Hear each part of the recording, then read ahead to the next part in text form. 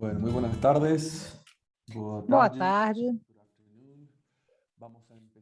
Vamos então começar a terceira sessão do dia de hoje, um dia que nós estamos focados especialmente nas estratégias de conteúdo pago e vamos trazer um caso especificamente interessante realmente para a região a esse respeito. Antes, eu gostaria de agradecer aos patrocinadores do evento e vamos trabalhar com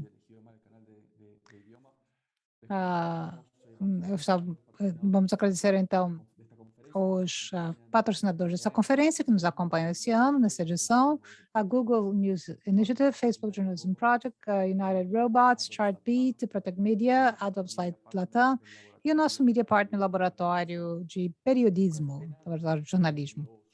E convidamos vocês a conectar-se nas nossas redes sociais, One Ifram Latam, e para comentar e compartilhar aquilo que nós fizemos aqui. Vamos, então, apresentar rapidamente o que vem agora e vamos, nesse momento, falar sobre o caso do Boston Globe e vamos falar um pouco sobre a sua estratégia de conteúdo pago e vamos encerrar a conferência também com alguma coisa fora da região, com o Thor Jacobsen, que vai falar da estratégia no Schibsted, da Noruega. E vamos encerrar, então, a conferência com esses dois casos internacionais que serão bastante relevantes para o nosso público. Na América Latina temos cada vez mais meios e mídia, né? E cada vez mais conteúdos pagos. Então,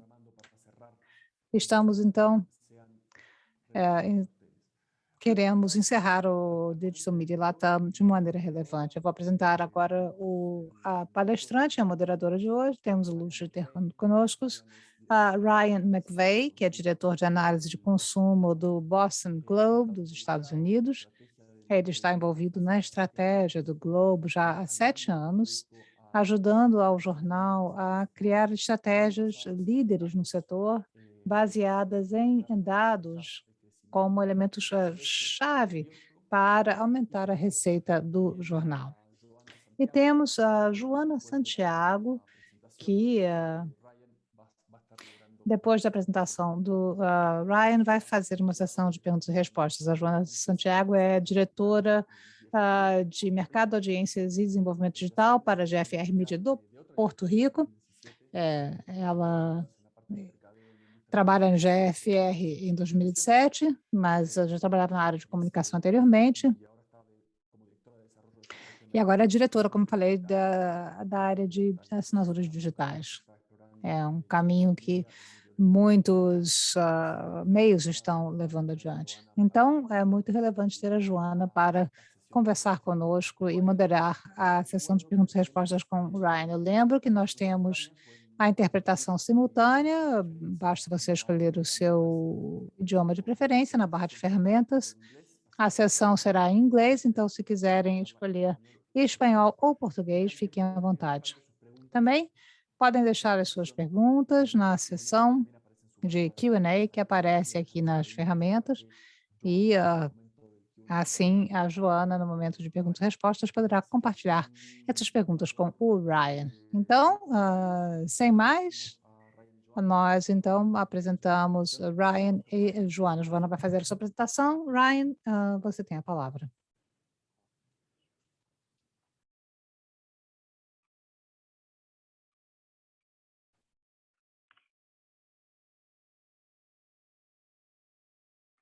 Hello, can everybody see my screen here? Consegue ver já minha tela? Tudo bem? Yes. Awesome, thank you. Ok, obrigado. Bom, hoje eu quero falar um pouco sobre o Globo, a nossa estratégia e como nós usamos os dados para gerenciar nossa receita de assinaturas e alguns dos principais fatores da nossa estratégia que nós acreditamos que pode ser usada em outras edições, outras publicações. Nós já ganhamos 27 vezes o prêmio Pulitzer, estamos, nossa maior redação da Nova Inglaterra, nós somos financiados basicamente pelas nossas assinaturas, isso faz parte do que nós fazemos. Vamos falar sobre a nossa abordagem analítica, o que esperar dessa apresentação. Nós focalizamos em receitas, a retenção, valor de longa vida, mas estamos realmente focados em tomar decisões que sejam holísticas para ver a receita total que vamos gerar para cada campanha, cada estratégia. E isso é a forma que nós sempre gerenciamos esse negócio.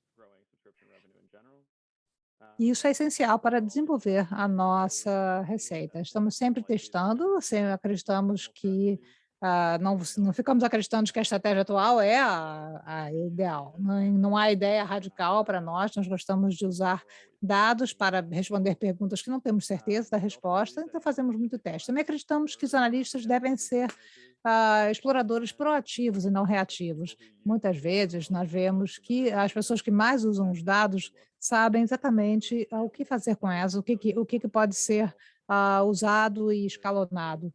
Então, é muito importante para nós para ir além apenas do jornalismo e passar 20, 30% do seu tempo dedicado a coisas que eles acreditam que sejam importantes também. E isso leva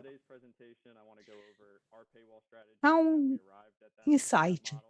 Vamos falar sobre a nossa estratégia de paywall, vamos falar sobre os modelos que testamos, vamos tentar entender o churn, a rotatividade, e vamos também falar sobre exemplos de personalização e como conseguimos criar essas campanhas personalizadas. A nossa estratégia de paywall, nós oferecemos um artigo gratuito a cada 90 dias para cada usuário. Isso é considerado um modelo muito rígido comparado com outros no setor, e a razão pela qual chegamos a isso é porque, ao longo dos anos, à medida que testamos outros modelos, observamos que, à medida que oferecemos cada vez menos artigos gratuitos, a taxa de conversão no paywall não mudou. Então, essencialmente, o que isso significa é que, se um leitor que lia 10 artigos também ia assinar com 1 ou 10 artigos, se ele lesse apenas 5 artigos antes de chegar no paywall. Então, isso é um achado importante para nós, porque esse tipo de isso vai acabar com o mito de que você precisa ter uma amostragem grande para se tornar um assinante. Nós vemos que não é bem esse o caso conosco. Então, como tal, nós realmente criamos um modelo um pouco mais rígido e nós pedimos um número maior de pessoas que assinem. Nós passamos o nosso meter de 30 para 45 dias até 90 dias. E esses resultados eram consistentes. E com cada uma dessas mudanças, a taxa de conversão não foi impactada. Outros fatores importantes aqui é que cerca de 80% do nosso negócio leem apenas um artigo antes de sair do site. Então, se você esperar uma pessoa ler 5 artigos gratuitos, é pedir muito em relação a como que os usuários realmente se comportam. Portanto, ao manter esse modelo mais rígido, ainda conseguimos captar uma grande porção do nosso público com a solicitação de assinatura. Podem ver aqui embaixo um percentual mais de alto nível em relação ao nível de assinatura a cada visita, mostrando que os que chegam ao paywall têm mais chance de assinar. O que nós vemos aqui na parte inferior é apenas uma parte do nosso modelo que potencialmente mostra a proporção de cada classe que não assinou na última e daqueles que assinaram do lado direito. Então, você vê um percentual muito pequeno de pessoas, de maneira geral, vão assinar 0003, mas simplesmente saber se eles vão chegar ao paywall ou não faz com que esse valor mude. Você pode ver no lado esquerdo aqueles que não chegaram ao paywall, apenas 0,001 assinou, e comparado com a 0,0008. Então, é 18 mais chances de assinar, o que é realmente muita coisa. No lado das ofertas, testamos muitas ofertas e chegamos a essa aqui, a $1 pelos primeiros 6 meses, como a nossa estratégia de longo prazo. Nós não conseguimos ainda mudar isso nos anos mais recentes. Isso começou em 2018, testamos esse $1 por 6 meses num dia só de vendas. E nesse dia tivemos mais de 1.700 novas assinaturas.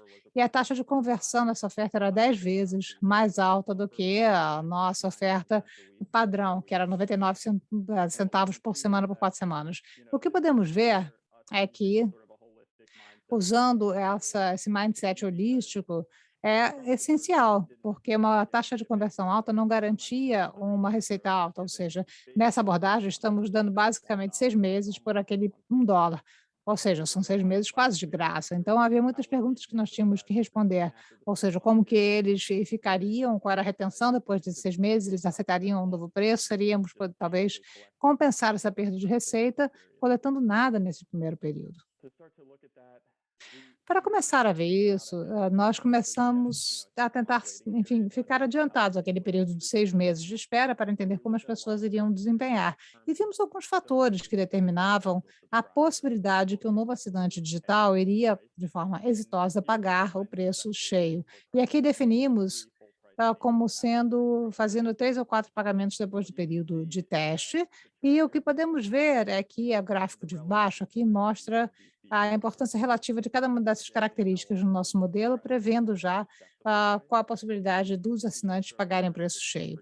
Nós temos aqui as condições iniciais eram importantes, acima de 6 semanas teriam menos capacidade de aceitar nosso preço pleno. Isso é um pouco alarmante, porque poderíamos ver aí um resultado negativo em 6 meses. Mas, no lado oposto, vimos que fatores como, por exemplo, onde que o assinante estava geograficamente, se eles estavam também fazendo uma assinatura digital, e quantos dias, nos primeiros 14 dias, eles realmente aproveitaram a sua assinatura e se engajaram com o produto, foram também previsores interessantes em todas essas áreas nos assinantes em que eram semelhantes àquilo que nós já vimos no passado. Isso nos deu, então, alguma esperança de que esses assinantes talvez venham se comportar de forma semelhante. Aqui, apenas para esclarecer, nós temos aqui a diferença entre nosso preço pleno, que é 99 centavos por dia, ou 6,93 por semana, e o preço que você aceitou. Então,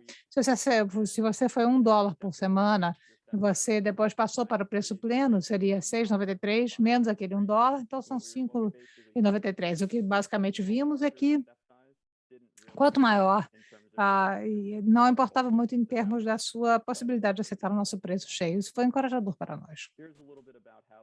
Aqui um pouco em relação à retenção, como a retenção realmente foi comparada, podemos ver que a retenção de longo prazo de $1 por 6 meses é quase idêntica para aquela dos nossos 99 centavos por semana, que era a nossa oferta anterior. Então, isso aqui foi para nós muito bom por razões óbvias. Nós conseguimos conseguir mais assinantes usando $1 por 6 meses, comparados com 99 centavos por semana por 4 semanas. Mas, no longo prazo, iríamos manter um percentual igual deles. Então, ao ter a capacidade de aumentar a nossa taxa de conversão para um fator de talvez 3 a 5 vezes do que seria normalmente, nós essencialmente estamos conseguindo 3 ou 4 vezes mais receita futura, excluindo aqueles primeiros 6 meses.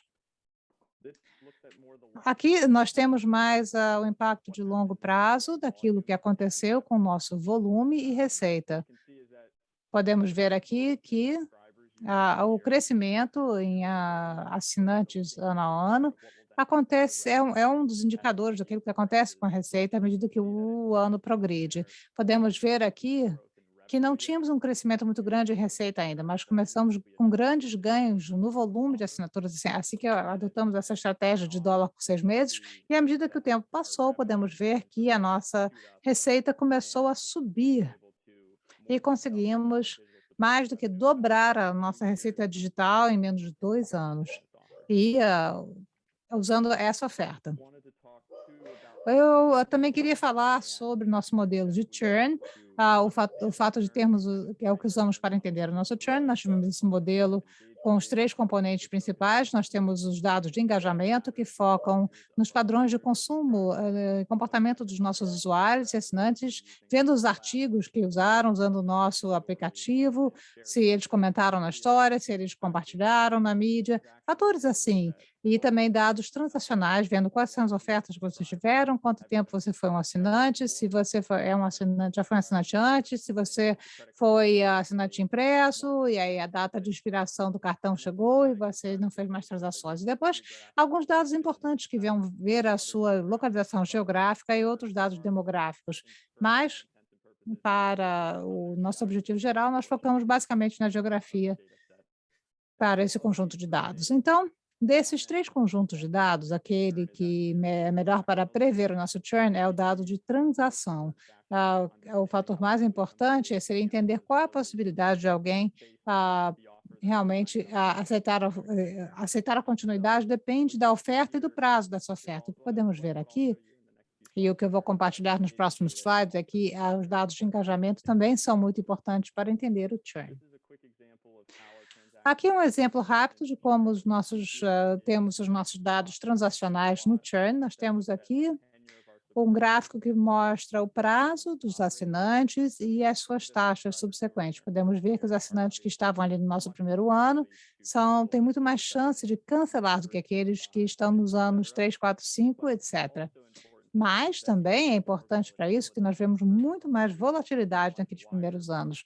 É possível ver um resultado muito mais amplo para um assinante nos primeiros anos e simplesmente saber que um assinante já esteve conosco por 2, 3, 4 anos nos dá uma ideia de qual é a chance que eles terão de cancelar. Isso daqui é uma visão mais granular. Ao invés de ver 5 anos, estamos vendo aqui por trimestre, desde que o assinante começou a sua assinatura. Os assinantes no primeiro trimestre têm pouca chance de cancelar, isso porque eles ainda estão no período de teste, mas depois do terceiro trimestre, depois que passaram daquela janela de 6 a 9 meses, depois que a assinatura, predominantemente daquele de $1 por 6 meses, nós vemos uma alta taxa de cancelamento. Mas até mesmo no trimestre 4, nós vemos que aquelas taxas de cancelamento ficam estáveis e se tornam mais previsíveis, o que nós podemos ver também no gráfico mais antigo, em termos da comparação de retenção daqueles que estavam com 99 centavos por semana do que $1 por 6. Quando você chega a um certo ponto, o restante se torna bastante previsível, muito mínimo mesmo. Então, realmente entender onde que está o assinante na sua jornada da assinatura é essencial para entender qual é a chance que ele terá de cancelar. Um exemplo disso é um assinante que está há 2 anos e meio já na assinatura, mesmo se eles forem muito engajados e não estão lendo, vai ser menos provável que ele cancele. De uma pessoa que lê todo dia e que está no terceiro trimestre. Então, entender onde eles estão nessa jornada é absolutamente essencial para nós, para gerenciar e entender o nosso negócio. Tendo dito isso, os dados de engajamento ainda são uma excelente maneira dos nossos assinantes verem, enfim, comparar isso dentro desses grupos, dentro dos prazos. O que nós vemos aqui é um gráfico que representa o percentual de assinantes, ou melhor, ver o percentual de dias que o assinante entrou no site. Então, se você faz login em 0% dos dias, a taxa de abandono é 29%. E se você loga 90%, a chance de cancelamento ainda é muito pequena. Então, vemos uma relação direta entre aqueles que usam o produto mais, sendo os que têm a menor probabilidade de cancelar, aqueles que usam menos, sendo aqueles que têm mais chances de cancelar. Mas, ainda assim, os dados transacionais ainda têm um peso maior no nosso modelo. Esse daqui é um ótimo gráfico também para ver, por exemplo, como eles se comportam em termos de fazer o download do aplicativo do que aquele que não faz o download. Podemos ver que aqueles que fazem o download do aplicativo têm uma chance maior de continuar a ler o The Globe, quando comparado àqueles que não fizeram download do aplicativo. Então, o que nós estamos mostrando aqui é que 84% representa o percentual de assinantes que fizeram download aqui na linha laranja, e em setembro de 2018, e que ainda estão logando no site, lendo, ou seja, ainda estão ativamente assinando e engajando com o nosso produto. A linha azul representa o mesmo número, mas para pessoas que não fizeram download do aplicativo. Portanto, isso é sempre uma discussão interessante para nós, é um pouco de quem vem primeiro, o ovo ou a galinha. Aqueles que fizeram download do app provavelmente têm mais chance de continuar a ler de qualquer forma, porque provavelmente eles são assinantes mais qualificados. Mas, ao mesmo tempo, mesmo quando nós levamos em consideração engajamentos anteriores, nós ainda vemos alguns dos assinantes que fizeram download do aplicativo. Então, há um benefício tangível daqueles que fazem download, mas quantificar isso pode ser desafiador. Mas ainda assim é importante saber, é uma boa forma de entender o churn. Os assinantes que não estão baixando terão mais chances de cancelar do que aqueles que não fizeram.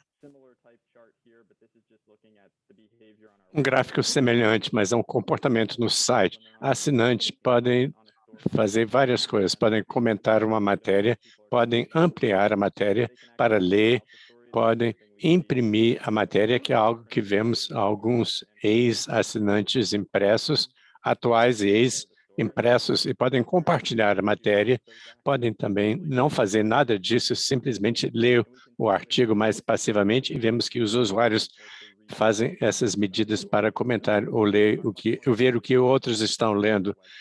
Continuam visitando mais nosso site. Há valor, então, em tomar essas medidas. Dito isso, temos uma ideia boa do churn, mas administrá-lo é um desafio. Nós dividimos em duas áreas, proativo e reativo. Predominantemente focamos em manejo reativo, podemos controlar muito mais facilmente e é muito mais fácil de prever. Uma das questões com manejo proativo de churn, você tem que responder duas perguntas. Quais assinantes vão abandonar e quais assinantes vão responder a um desconto ou tratamento proativo? Se o assinante vai cancelar, você oferece um desconto e ainda cancela, você não conseguiu nada e você deixou muita receita fora. E nosso modelo de churn é muito interessante, porque é muito bom em separar as pessoas que vão cancelar ou não, mas mesmo os assinantes que prevemos que vão cancelar naquela semana, só cancelam em 15% das vezes.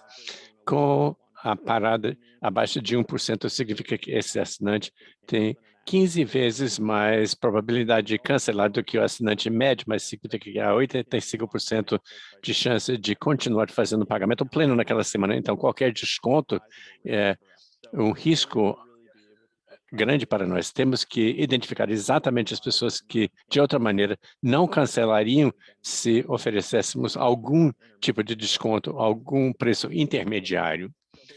Mas, basicamente, os táticas proativas são demonstrando o valor do produto.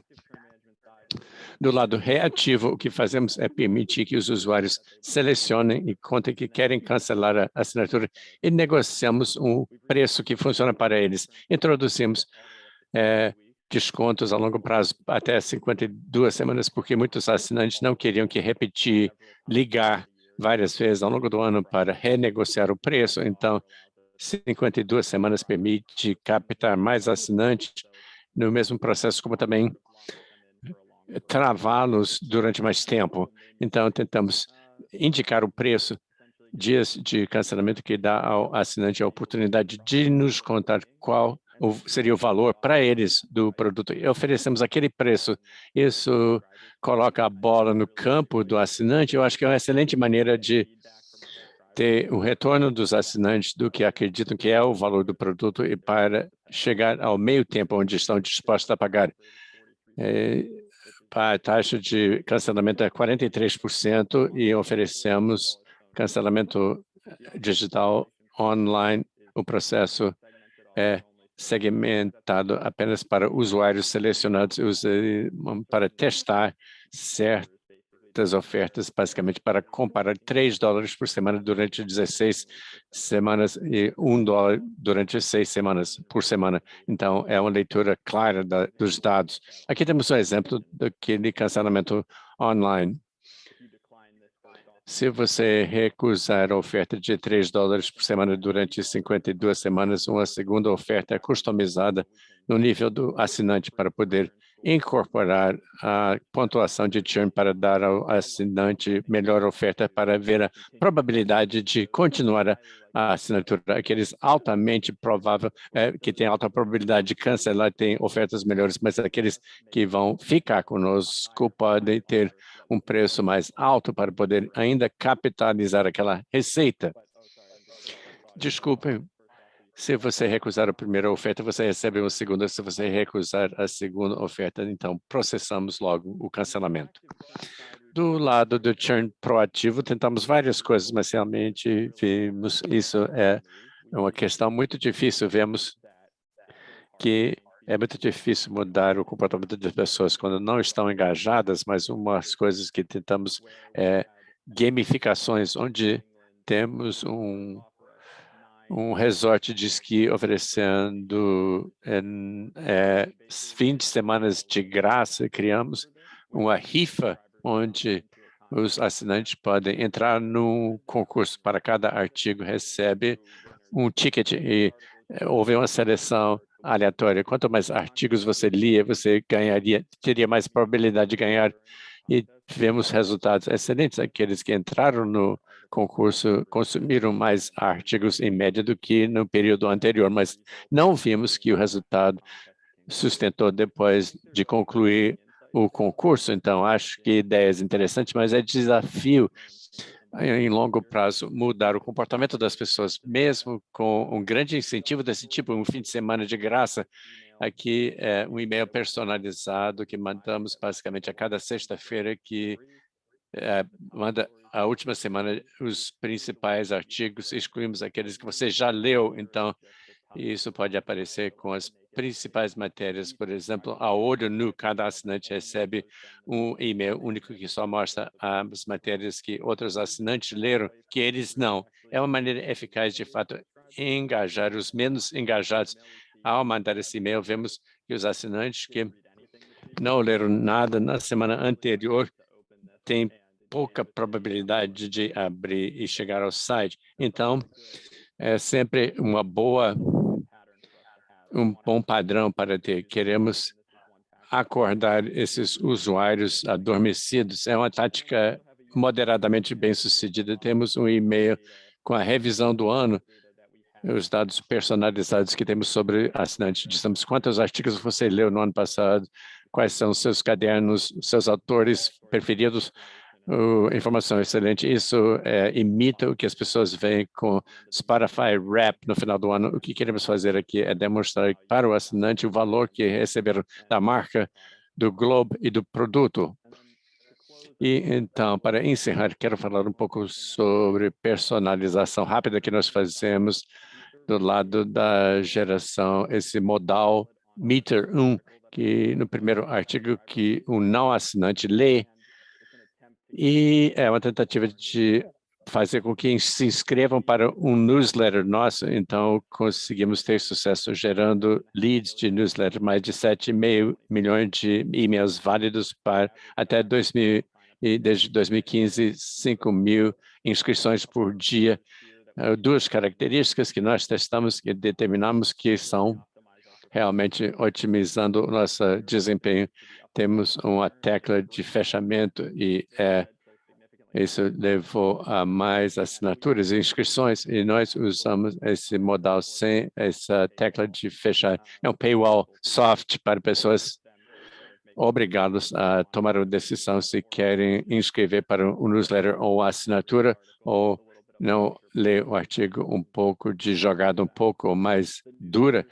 O newsletter aqui é dinâmico, é determinado pelo tipo de conteúdo que você tenta consumir. Então, já que o usuário queria ler um artigo sobre a legalização da maconha em Massachusetts, receberam um newsletter essa semana, na erva, atualizações semanais sobre o processo da legalização da maconha.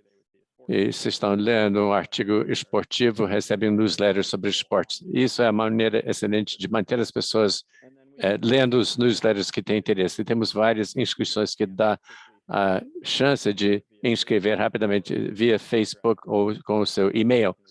Assim, podem voltar à matéria rapidamente. Então, isso mostra os benefícios da personalização, mas eu diria que isso foca mais a testagem que nós fizemos, que nós continuamos testando esse modal por vários objetivos, e mudar a tecla e deixar com um cinza mais claro, isso facilita. É o tipo de testagem que sempre estamos verificando. Quando rodamos isso, rodamos com duas alternativas para mudar a sensação e a aparência para maximizar a geração de leads. Então, encerrando, agradecendo a todos pela participação e frequência, e posso responder perguntas que vocês tiverem ou entrar logo em detalhes de qualquer parte da palestra.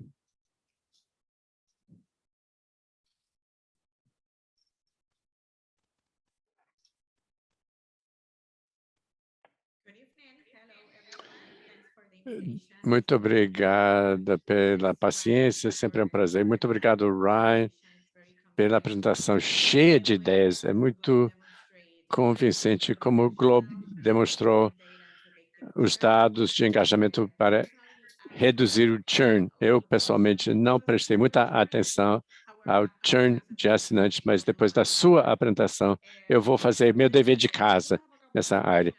Temos duas perguntas sobre o que você falou. Por favor, nos conte sobre a importância de experimentar diferentes indicadores nesse desempenho em relação ao churn.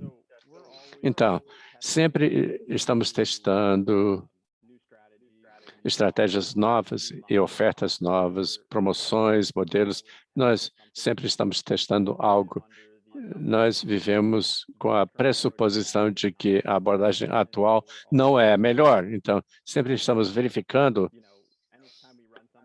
Quando rodamos algo, sempre temos 10, 20% de grupo de teste, às vezes ainda maior, para validar os resultados que vemos, para garantir que não haja uma abordagem melhor ainda. A ideia parece maluca.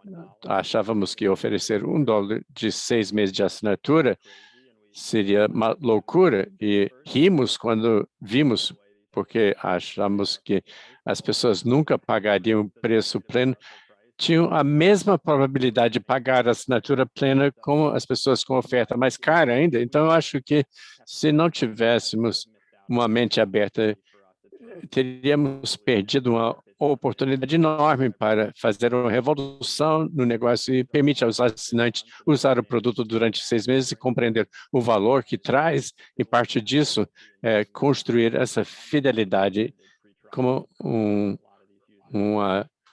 prazo de carência gratuito. Sempre testamos e aprendendo. Uma das coisas excelentes com os dados é que sempre podemos responder a pergunta. Não há pergunta que não possamos responder. Então, muitas vezes temos hipótese de que por que tal coisa aconteceu ou se outra coisa seria melhor. Sempre podemos responder a pergunta, sempre podemos descobrir se seria melhor fazendo um teste rápido no site. Temos milhões de impressões e sempre podemos definir a resposta. Excelente, eu acho que é muito importante manter isso, uma mente aberta e oportunidade aberta para experimentar. Sempre é importante ter isso na cultura da empresa, porque se não experimentar, não sabe se vai funcionar ou não, para ter certeza. Definitivamente. Então, como você disse, essa abordagem é focada na maximização da receita em dados transversais. Qual a importância do engajamento do assinante para vocês? Sim, é grande parte da lição que temos é que dados de engajamento são muito importantes, mas uma das partes de dificuldades dos dados é que é muito difícil mudar o comportamento do usuário. Isso é algo que estamos constantemente tentando fazer e descobrimos que passar o ponteiro, uma unidade, é incrivelmente difícil, embora seja muito valioso quando você consegue. Então, o foco tem sido sobre a compreensão de por que as pessoas cancelam e quando há maior probabilidade de cancelar e administrar em torno disso. Em qualquer momento, uma porção dos assinantes não vão usar o site e crescemos e ficamos à vontade desse fato. Qualquer assinatura que as pessoas usam tem esse tipo de mesmo problema. Eu acho alguém aqui que é assinante a Netflix ou Spotify pode passar semanas ou meses sem usar o produto. Como sabemos, pode ser difícil para Spotify ou Netflix fazer você mudar o comportamento seu, mas as pessoas pagam pela conveniência da notícia. Quando sai uma notícia de última hora, as pessoas querem ter acesso. Estamos à vontade com o fato de que alguns assinantes podem não usar nosso produto em uma determinada semana. Isso, os dados transacionais são utilizados para compreender melhor por que as pessoas cancelam, para prever e definir o orçamento para o futuro. Excelente. Muito obrigada, faz muito sentido. Quando você estava explicando o impacto dessa questão de receitas, a estratégia estratégia para aquisição, se o custo da aquisição são baseados no consumo ou num tempo mais prolongado de uso.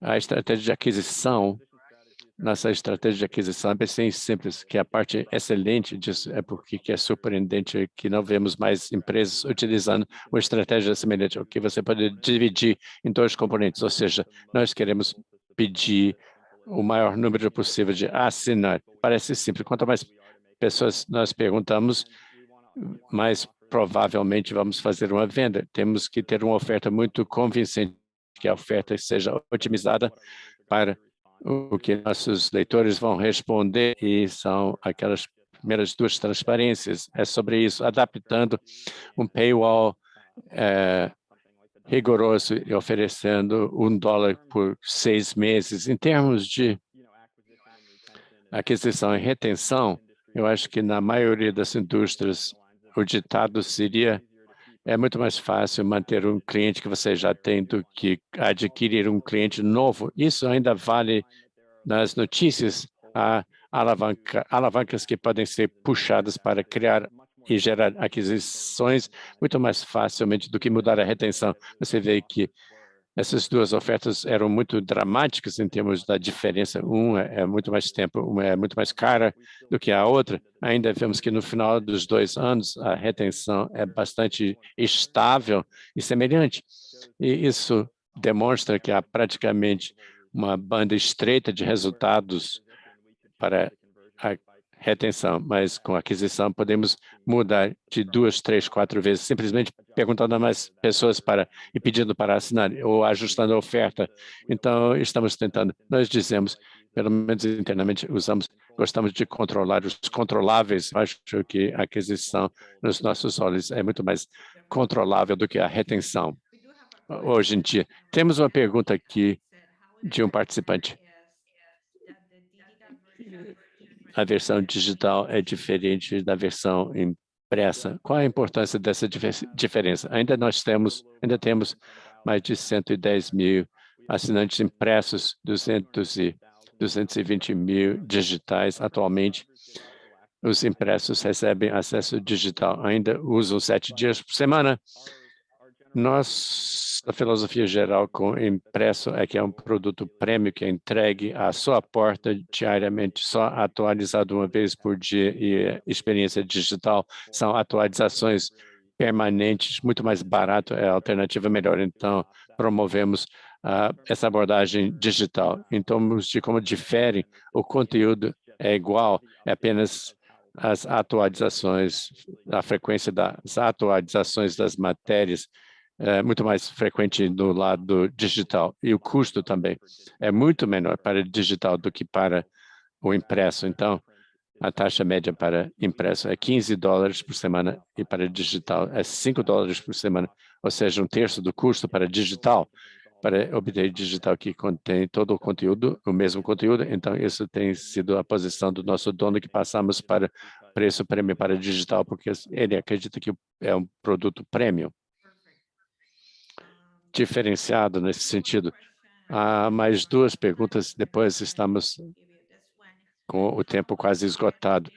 Quanto recuso quando você apertou o modelo para um artigo para 90 dias? Então, nós vimos uma queda nas visualizações de páginas. Operamos com a premissa que a maioria do tráfego é baseada no ciclo de notícias. Covid acontece ou localmente, se o time de beisebol ganha o campeonato mundial, ou a matéria importante na área de Boston, vemos um aumento grande, mas não fomos muito impactados.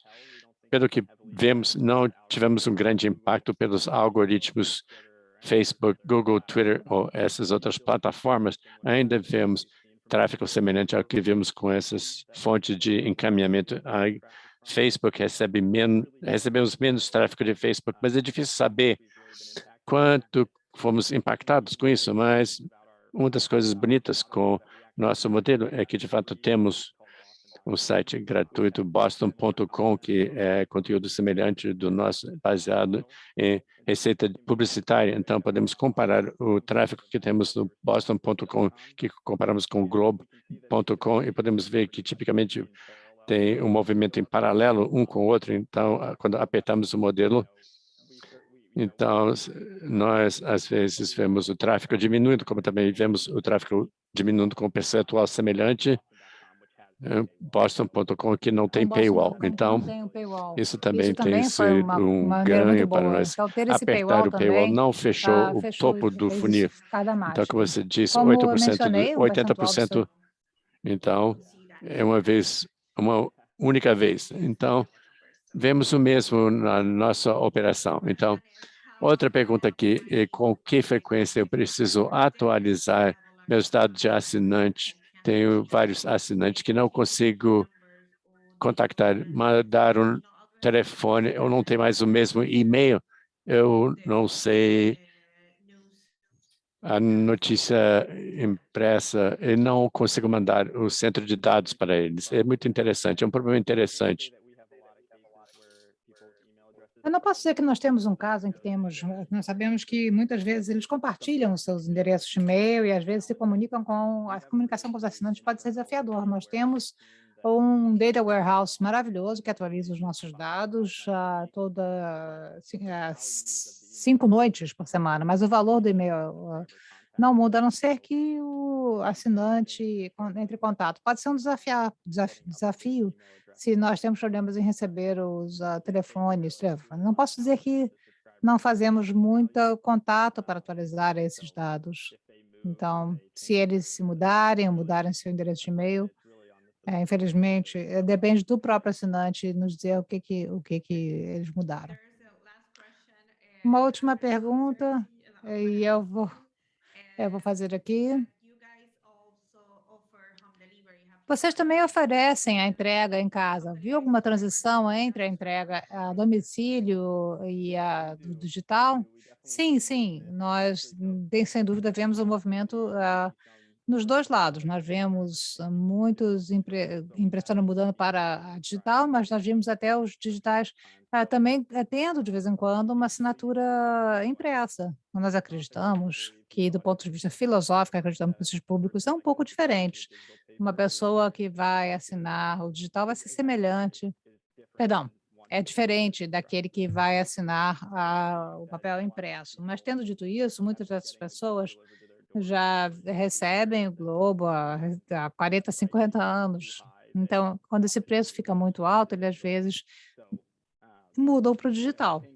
Então, eu acho, nesse momento, é um percentual pequeno dos nossos assinantes que fazem a transição para o digital, mas acontece. Acho que vai se tornar um percentual maior das nossas aquisições à medida que evoluirmos, porque nós fazemos um aumento de preço anual para a impressão, então cada vez fica menos acessível, né? Fazendo com que a mudança para o digital seja melhor. Eu acho que à medida que seguimos, essa tendência vai aumentar. Mais uma pergunta.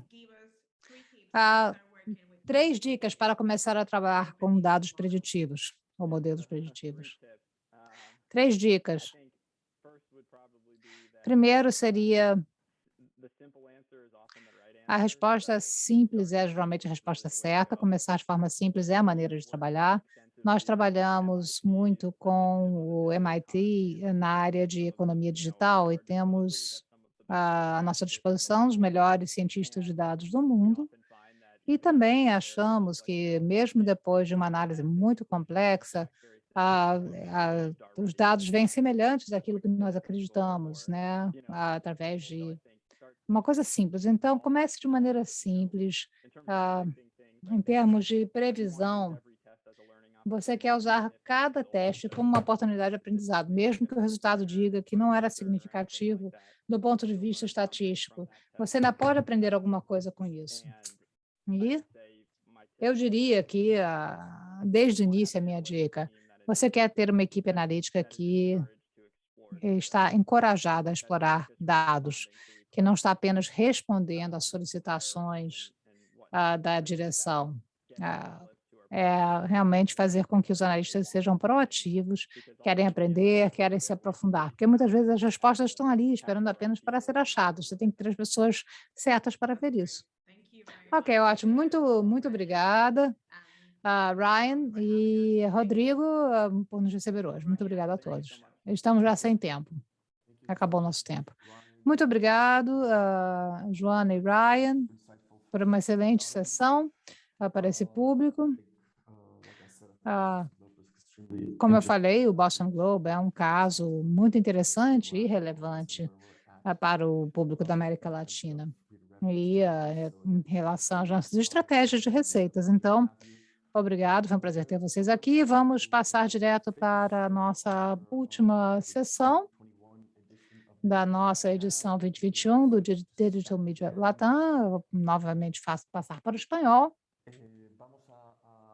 E vamos agora, então, para a nossa última sessão do dia de hoje e do nosso evento.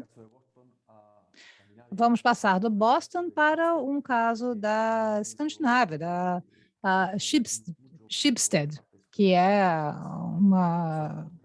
uma mídia que tem muita história. É um prazer tê-los aqui na nossa conferência. Eles estão sempre à frente e estão sempre servindo de exemplo em termos de conteúdo pago. Então, para isso, nós temos Thor Jacobsen, vice-presidente sênior de consumo e assinaturas da Schibsted, que vai fazer a sua apresentação sobre como conseguir aumentar a receita dos assinantes e o que esperam no futuro. Depois dessa apresentação, teremos uma sessão de perguntas e respostas com o Dean Roper, que é o diretor de pesquisa da One Infra, da Alemanha.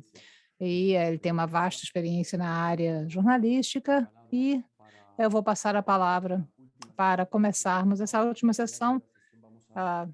E no final da sessão vamos compartilhar com vocês as informações sobre as apresentações e os próximos passos. Então, sem mais, eu passo a palavra a Dean. Essa sessão foi pré-gravada por questões de agenda dos participantes. Então, se tiverem perguntas ou dúvidas, compartilhem conosco e nós vamos endereçá-las aos participantes. Então, muito obrigada e vamos então passar para a última sessão da conferência. Muito obrigado, Rodrigo, muito obrigado por isso. Então, vamos agora. Sempre é um prazer conversar com a Schibsted. É como se eu acho que eu converso com o Thor com muita frequência, não só aqui, mas ele é um dos caras mais bacanas nesse setor, ele sempre me ajudou muito no meu trabalho sobre alguns desenvolvimentos da Schibsted. Thor Jacobsen, vocês devem conhecer, basicamente, ele supervisiona o negócio dos consumidores da Schibsted, ele é vice-presidente sênior, ou seja, ele vê a receita dos consumidores e boa parte que ele já vem trabalhando há muitos anos, é claro, a parte do negócio de assinantes. O autor também tem bastante experiência em diferentes posições de gestão dentro da Schibsted, em Oslo, e em outros títulos já de assinaturas. Então, ele tem bastante experiência mesmo, não apenas nessas marcas locais, mas também agora ele está trabalhando em todo o grupo, lidando com todo o negócio da Schibsted na Noruega e na Suécia. Ele também tem experiência que eu acho que deve ter sido muito valiosa, trabalhando para a Telenor e a Nielsen. Então, a última vez que eu conversei com o Thor foi na nossa Digital Media Europe, em novembro do ano passado, e foi logo antes da Schibsted ter alcançado o grande marco de 1 bilhão de krones noruegueses. E hoje ele vai falar conosco sobre a forma que a Schibsted alcançou um outro grande marco, que foi anunciado na semana passada. Eles agora têm 1 milhão de assinantes digitais em todo o seu negócio, e ele também vai compartilhar alguns dos planos para manter esses assinantes e como eles chegaram a esse número. E esperamos que ele possa também compartilhar conosco uma ideia de quais são os próximos passos da Schibsted. Então, Thor, eu passo a palavra para você. Muito obrigado. Obrigada pela apresentação. Eu vou falar um pouco sobre a nossa jornada, então, de assinantes. Para começar, eu pensei em dar uma visão geral. A Schibsted é uma empresa nórdica, nós estamos presentes no principal escritório em Oslo e estamos em muitos países, mas países nórdicos. Nós temos diferentes tipos de negócio, de mercados, marketplace, temos nosso negócio de mídia, nós temos serviços financeiros e também desenvolvimento de novos negócios. E o News Media, a parte de média, é o lugar onde eu trabalho, mas também, como poderão ver, nós também temos a parte de assinantes nessas outras áreas também. Então, se observarem o uso da nossa jornada de assinantes na Schibsted, começamos cedo, em 2003, com Aftonblad, que é uma marca na Suécia, foi o primeiro tipo de produto que era primeiro um serviço, se tornou um produto jornalístico depois.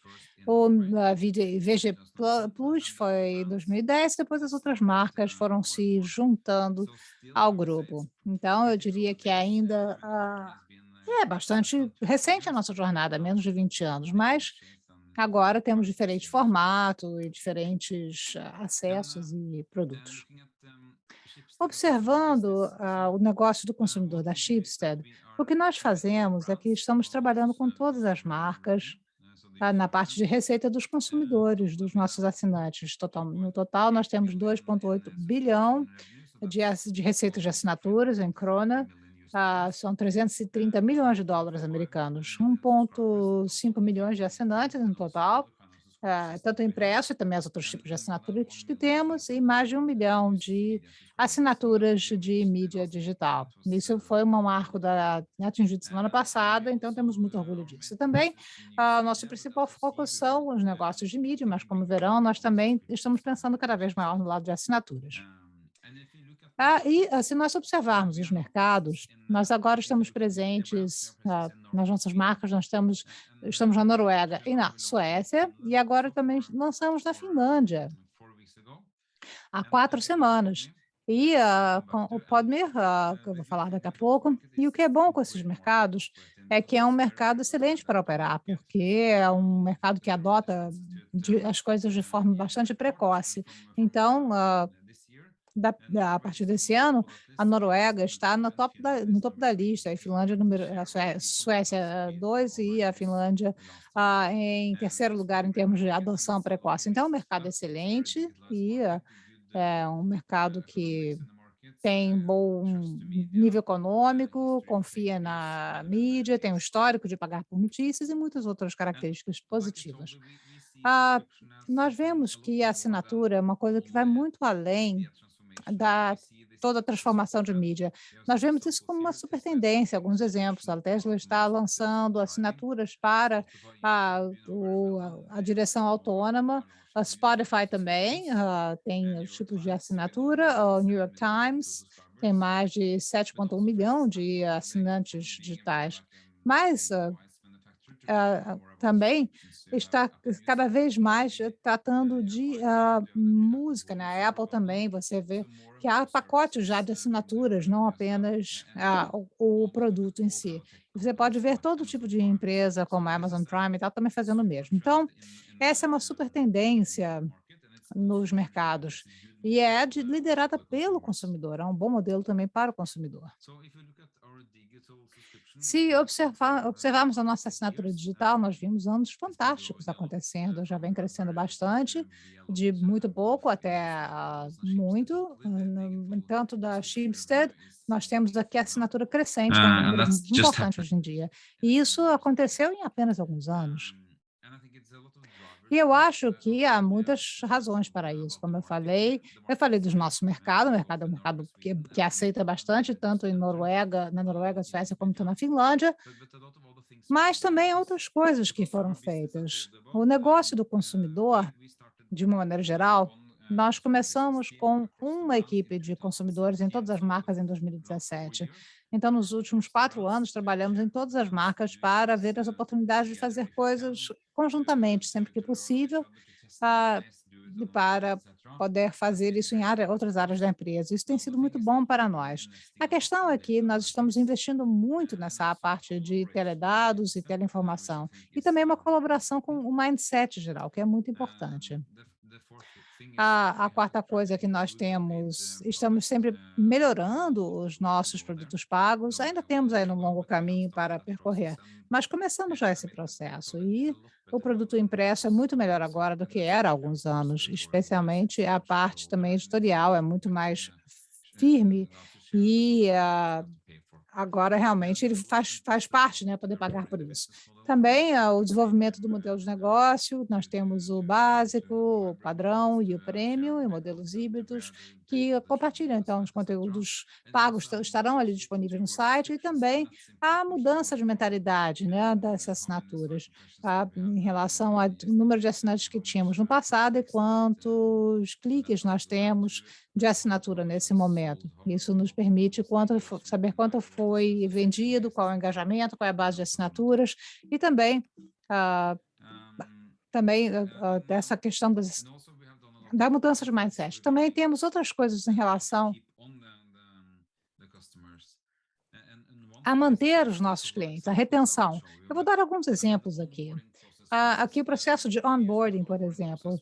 Nós usamos o processo de onboarding, que era considerado médio, mas nós tínhamos SMS e e-mails também, e depois começamos a fazer uma coisa mais customizada, personalizada, dependendo daquilo que você está lendo, nós temos diferentes gatilhos que fazem com que a gente possa fazer diferentes comunicações. E isso foi o que nós fizemos aqui e que vamos usar cada vez mais, que é quando você pode escolher o seu próprio processo de onboarding, você pode escolher os diferentes editores e quem você quer assinar e passar pelos primeiros 100 dias da sua assinatura. Então, você tem ajuda, você tem dicas, você tem algumas sugestões do que você deve ler, como você deve compartilhar a sua assinatura. E aí nós vimos que você vai ter uma retenção e uma taxa de renovação maior e um engajamento maior também. Outra coisa que nós vemos e que é muito bom para o engajamento e também o baixo churn, se você puder compartilhar a sua assinatura. Muitos dos nossos assinantes podem compartilhar, por exemplo, com alguns membros da sua família. E, às vezes, eles verificam isso antes mesmo de ter acesso, só para poder fazer isso. Então, nós permitimos compartilhar a sua assinatura com uma pessoa, por exemplo, da sua família, um amigo. As pessoas que fazem isso têm um engajamento maior e elas têm um número bem diferente dos outros assinantes normais, digamos assim. Outra coisa que nós observamos que é muito importante, tanto para o crescimento de assinatura, mas também para o churn e o engajamento do leitor, é que nós investimos muito na parte de conteúdo. Nós vemos que o engajamento é importante para a saúde dos nossos assinantes. E nós, então, vamos ver as marcas que nós desenvolvemos. Você pode ver, por exemplo, aqui coisas específicas para Oslo, e também, por exemplo, na área de esportes. Nós compramos algumas mídias de esportes também, isso vem crescendo muito nossa base. Então, isso é uma coisa importante para nós. Nós fizemos isso há 2 anos e aí usamos cada vez mais jornais esportivos. E a última coisa que fizemos esse ano é a parte de entretenimento. Os shows, né, entretenimento, são gratuitos, mas você pode, para ter acesso a tudo isso, você pode acessar eles agora e o próximo passo é pagar, se você quiser usar uma outra vez. Então, na verdade, houve um aumento. Então, isso é o tema que mais vende assinaturas para nós. Então, nós ficamos felizes de ter começado com isso. Também vemos que há uma mudança do base de texto para uma parte, um leitor mais interessado nas questões de vídeo. No futuro, nós acreditamos que o que é importante para nós, em termos de crescimento, é que vamos crescer o número de assinantes, é importante para a nossa estratégia. Ter uma grande base de assinantes é importante. E também para construir novos produtos e serviços em cima disso. Nós precisamos também aumentar a nossa carteira de produtos, que nós acreditamos que temos que ser flexíveis na nossa carteira e que eles sejam também, possam ser usados de forma cruzada. E também acreditamos que precisamos melhorar o nosso UX e criar aquela ideia do valor em estoque. Até hoje você pode ir ao produto e voltar com outro preço. Tem que ser como você está no produto de assinatura, você sente que você está numa área VIP, que você vai valorizar aquilo, aí você vai ter muito valor, os serviços estarão ali e você vai perder muito se você sair. Portanto, nós temos que usar isso. Acreditamos muito nesse triângulo dourado entre editorial, no negócio de consumidores. Precisamos de uma competência muito mais especializada. De onde virá o futuro, o crescimento? Hoje, quase todo o crescimento vem dos principais produtos. VG, Afterposten, os produtos são melhores, estamos melhores vendendo, definindo os preços, mantendo os clientes. Isso possibilitou 95% do crescimento. Ainda achamos que é potencial para crescimento, mas há diferentes produtos também. E esperamos que o crescimento de cima, temos que acrescentar mais duas coisas. Uma coisa é mais produtos, temos que construir ou comprar produtos. E segundo, precisamos de muito mais combinações de produtos e para fazer com que as pessoas comprem mais de um produto. E para primeira coisa, em primeiro lugar, isso é um resumo interessante, porque compramos 3 produtos novos. PodMe, que vou chamar que é um produto de podcast, e Free Fleet é uma revista ultra para assinantes e também com várias páginas, e Seed é uma entrega a domicílio. É muito diferente da mídia, mas acho que é um bom encaixe com a mídia. Então, PodMe é um podcast, uma empresa com a qual tínhamos vários interesses, mas compramos mais ações e temos 91% das ações, então já faz parte da Schibsted. Isso é um aplicativo e podcast premium, você paga apenas para assinante, sem publicidade, anúncios, tem muito conteúdo que você não pode acessar em qualquer outro lugar. E achamos, por que fazemos isso? É porque acreditamos que o mercado de podcast está mudando, está crescendo, está mudando também, e há muitas aquisições e muitos conteúdo exclusivo, e Spotify é um exemplo, e podcast com assinatura está chegando dos mercados. Então, portanto, acreditamos no mercado de podcast fortemente. Eu acho que é isso a estratégia. São 3 pilares. Conteúdo é rei e vamos vender um produto com baixo custo de assinatura, um aplicativo separado. Você pode acessar os podcasts nos nossos aplicativos separados, mas é um aplicativo com todos os podcasts e criamos feixes para vender essa marca. E achamos que Schibsted tem, em geral, tem excelentes oportunidades, porque temos excelente posição de conteúdo, somos locais, os noruegueses querem ouvir em norueguês e não em inglês, podcast em inglês, mesma coisa no sueco, e Finlândia também, querem local, nos seus idiomas, tem posições fortes, 1,5 milhões de assinaturas nesse mercado, e muitos usuários temos a grande vantagem nesse mercado. Então, achamos e acreditamos muito fortemente e lançamos já na Noruega e Suécia e Finlândia. Será um excelente começo. Então, estamos bem fortes nesse mercado de podcast. E o segundo pilar é ter um portfólio mais integrado. O que vendemos, estamos vendendo VG e também Aftenposten, Aftenbladet e para os clientes e pode me também, o que vamos fazer nos próximos 2, 3 anos é que vamos virar de cabeça para baixo. Então, o cliente está no mesmo lugar nos dados de comportamento, história do pagamento, história de pagamento, etc. E isso vai se encaixar e vai nos dar uma ideia do tipo de produtos e serviços que vamos vender para aquele indivíduo.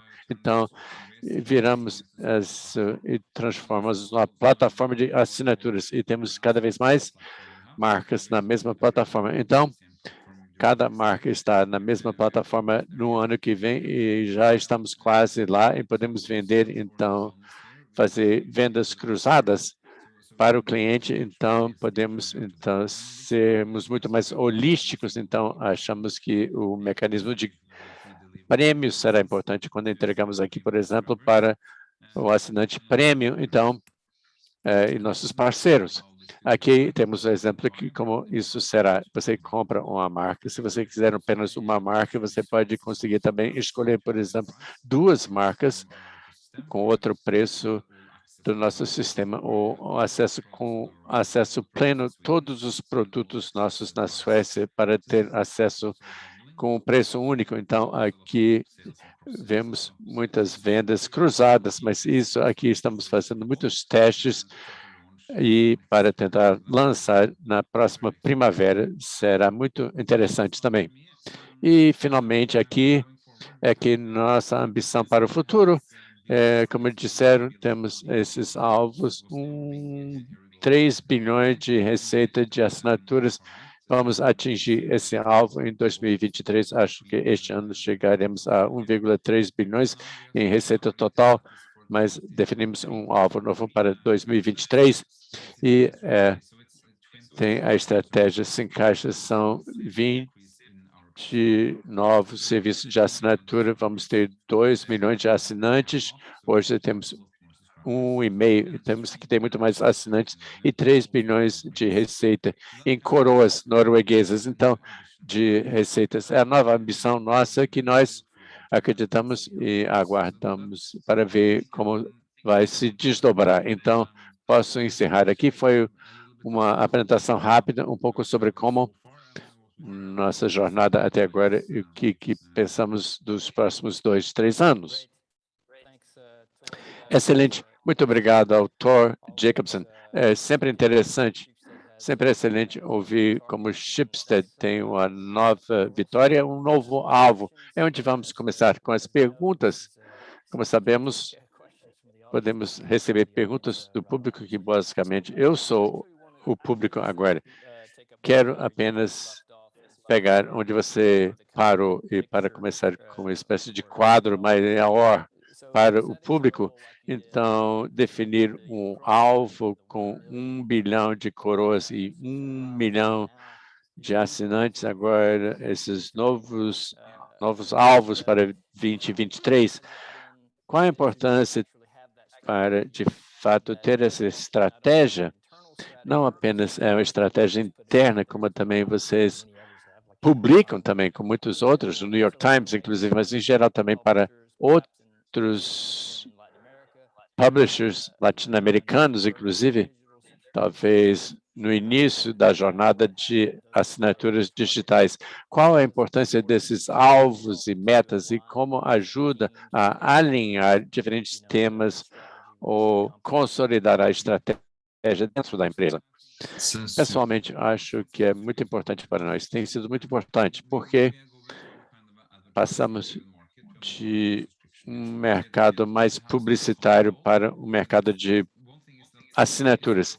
É importante ligar o editorial, produto e consumidores, porque temos, então, uma meta única, que é ótimo, e todo mundo tem que contribuir para fazer acontecer. E também estudamos o potencial, porque o objetivo pode mudar e quando temos esse objetivo de 1 bilhão, podemos chegar a 1 bilhão de assinaturas, sim. Estamos confiando muito antes de definir o alvo, mas eu acho que cria muita energia em uma direção interna e para nós tem sido extremamente importante e também dizendo em voz alta, não temos escolha, temos que correr atrás, então, como vocês sabem, para fazer acontecer. Com certeza, você tocou na ideia de como isso também ajuda a alinhar diferentes equipes que você citou antes, do triângulo dourado, do editorial, produto e tecnologia, e depois a parte do lado do consumidor. Você faz isso há muito tempo e, principalmente, tem sido ampliado dentro da empresa Schibsted dos últimos 5, 6 anos, com a matriz, esses negócios todos, marcas locais, inclusive, então, com muita experiência. Algo que você pode compartilhar, os fatores-chave em relação àquelas equipes colaborando, porque sempre é como uma pergunta clássica que nós recebemos quando alguém começa algo desse tipo, como incluo os editores, como esse pessoal de produto, que pode compartilhar conosco sobre isso? Eu acho que isso tem sido crucial. Quando começamos a trabalhar no mundo impresso do lado dos consumidores, foi necessário? Não era uma necessidade. Poderia ser, mas não a mesma necessidade de trabalhar juntos, porque era como lançar campanhas e definir o preço correto também. Mas no mundo digital, principalmente quando temos mais uma versão híbrida, é um pouco diferente na mensuração, mas foi um bom começo para assinaturas. Era um colchão também do que o prêmio, o modelo híbrido tem ideias também, é muito melhor, porque a equipe editorial vê que esse artigo vendeu bem e o outro não, e o terceiro vendeu mais ou menos, então tem essas ideias, e colaborando, eu acho que é importante ter as 3 equipes, equipe de nicho que trabalha o tipo de artigos, o tipo de editoriais temos hoje que podem ser interessantes, e as campanhas, como vendemos, etc., como também de cima, porque as coisas importantes para nós é que também o editor em chefe fala sobre vendas de assinaturas, por exemplo, nas reuniões de pauta diárias, então também é sobre KPIs, que foram citados, se tiverem os KPIs certos e ligando os pontos, mas tem que ser em diferentes camadas, você tem que ser no nível editorial, como também é importante ter isso em cada camada também, abaixo da camada editorial. A transparência que você mostrou sobre os próximos passos e de onde virá a receita. Por um lado, mostrou, parece que você tem um teto alto, um pé direito alto para produtos combinados. Parece, obviamente, há oportunidades excelentes. Por outro lado, você citou que os produtos principais e alguns totais de assinaturas que vocês têm chegou a uma certa maturidade. É uma missão que vocês têm para chegar a um platô dos produtos centrais, assinaturas centrais, agora que tem que ramificar. Eu não chamaria um platô, é mais como uma nova fase. Olhando o nosso crescimento, conseguimos 20% ou mais a cada ano em digital, mas isso será cada vez mais difícil também. Será impossível ter, por causa da Covid-19. Foi o empurrão da Covid-19. É um nível de maturidade diferente quando você tem 1,3 bilhões em receitas, era 200 milhões, e o mercado, quando o mercado estava começando, e agora o mercado mais maduro, temos muito mais assinantes, então é mais difícil chegar até mais gente comprando. Afton, Poston, haverá crescimento positivo, mas não nos mesmos níveis. É por isso que temos que acrescentar aquelas novas camadas, porque você sabe que quando não tivemos um crescimento tão alto há alguns anos, durante alguns anos, e está crescendo rapidamente agora, e então a expectativa dos executivos é de de manter o crescimento. Isso é um pouco difícil, porque depende das assinaturas, mas não pode fazer a mesma coisa que fizemos nos últimos 2 anos. Temos que fazer isso, ainda achamos que há potencial de crescimento, porque o mercado vai evoluir, vem gente nova, novos leitores, mas não será suficiente para fazer os negócios como gostaríamos. Então, para realmente aumentar os produtos centrais e principais, achamos que os que estamos vendo agora, para explorar a parte de híbridos e tangíveis, e a partir dos podcasts, vemos altos números de crescimento em vídeo e podcast, som e podcast, que é totalmente diferente. Então, para realmente ampliar o produto nessas direções, eu acho que também é interessante explorar também para nós. Você mencionou o podcast, eu quero entrar na questão do podcast antes de encerrar. Schibsted já tem, eu acho que já tem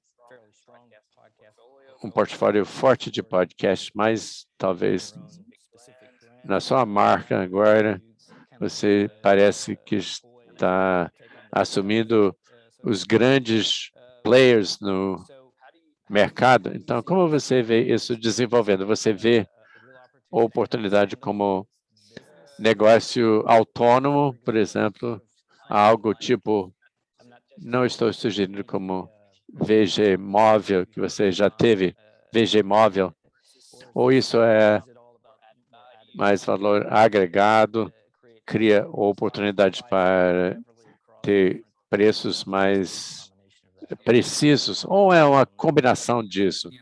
Dá para elaborar. Acho que ambos pode ser. O que estamos vendo é que o que vale com entretenimento, a televisão, também em podcast, aqui vemos muito mais audiências mais jovens, então temos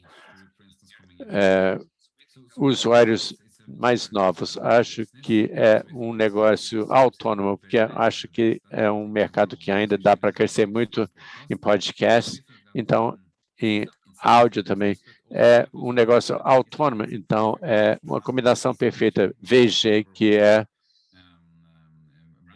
a principal marca na Noruega, e juntar ou vender junto com uma outra combinação. Então, ambos vendem autonomamente, mas é uma combinação com todas as nossas marcas.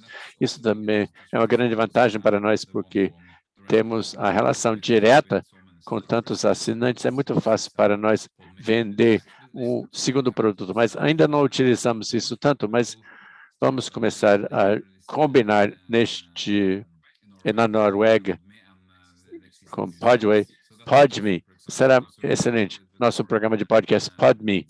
Vamos saber mais sobre isso na próxima edição da conferência. Então, eu acho que a última pergunta é sobre como você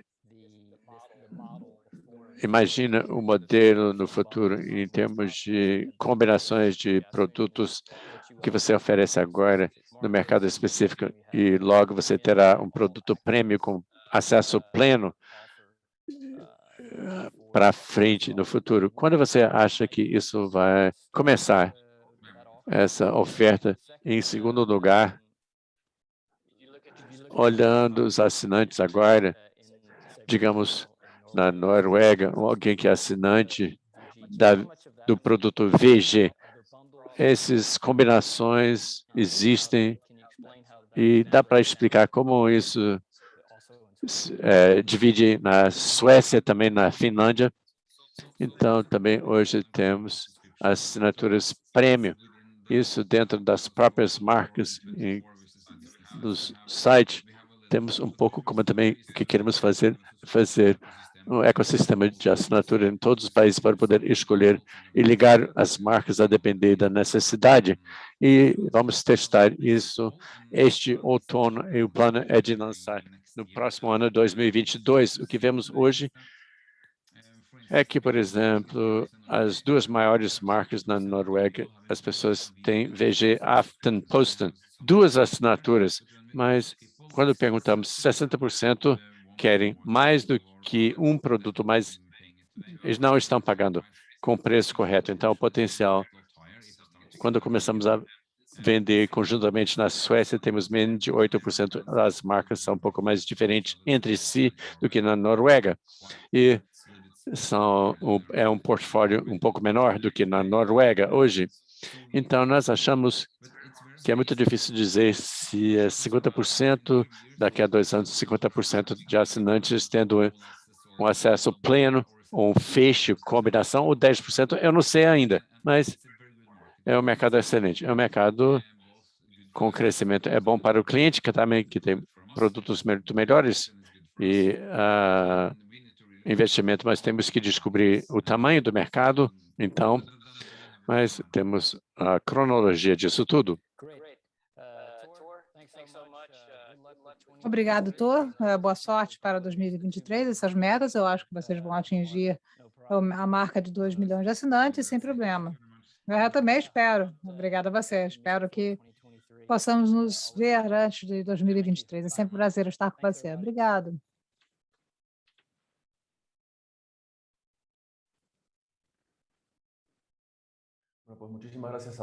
Então, muito obrigado ao Thor e ao Dean. Eles, então, foram os líderes da sessão. Eu vou, então, foi muito bom encerrar com um dos casos ícones que foi da Schibsted e onde ele está na sua jornada.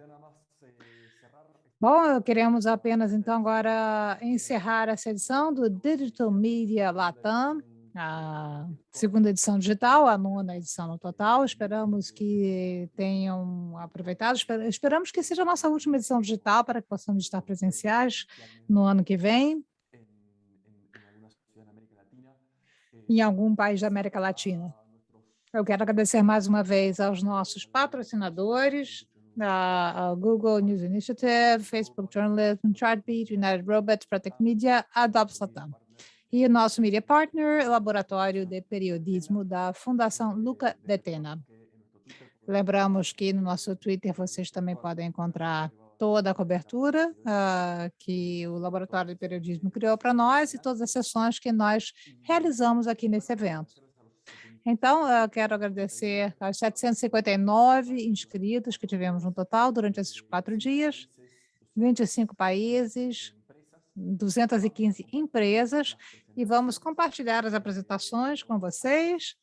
Mas, antes de fazer comentários a esse respeito, queremos agradecer também a todos os speakers que nos acompanharam, a todos os moderadores e moderadoras que prepararam todas as sessões, a todas as associações também que nos ajudaram a difundir o evento, a NJ do Brasil, por exemplo, a ADEP do Equador, a nossos colegas do Chile, também do México, agradecer a todos pela difusão do evento e também a todos os nossos colegas que difundiram o evento. Agradecimento aos intérpretes que fizeram um trabalho espetacular, toda a equipe técnica que nos acompanha, e a toda a equipe de Frankfurt, a Wanifra, muito obrigado pelo apoio técnico, pela moderação, e a equipe da Latam, cujo apoio é, obviamente, essencial para que esses eventos possam funcionar tão bem, para que possamos seguir um ano após o outro, tendo esse conteúdo de grande qualidade. Muito obrigada a todos, inclusive os mais que se juntaram recentemente à equipe, e a Raquel, que, mais uma vez, fez um evento maravilhoso, apesar das circunstâncias enfim, ela ficou doente semana passada. Então, queremos agradecer a toda a equipe por esse trabalho excelente. Todos receberão um e-mail com todas as informações em relação ao evento, as notas que foram produzidas, e também uma pesquisa. É muito importante que respondam a essa nossa pesquisa de satisfação, e ao preencher, vocês receberão um código para poder, então, baixar todas as apresentações que os palestrantes compartilharam conosco. Então, eu gostaria de, então, mais uma vez agradecer a todos vocês e espero, do fundo do coração, poder ver a todos no ano que vem. E estamos, é claro, disponíveis para todos vocês e A qualquer dúvida, então, esperamos nos ver no dia 28 de novembro a 2 de dezembro, no formato virtual novamente, no nosso próximo evento. E teremos muitos tópicos, speakers, meios, e também vamos realizar o nosso evento de final de ano da América Latina, que é o Claves. Vai ser em dezembro também, então fiquem atentos à nossa agenda. Temos alguns eventos específicos para o mercado espanhol. Então, mais uma vez, obrigado a todos. Muchas gracias. Gracias a todos. Obrigada, até logo.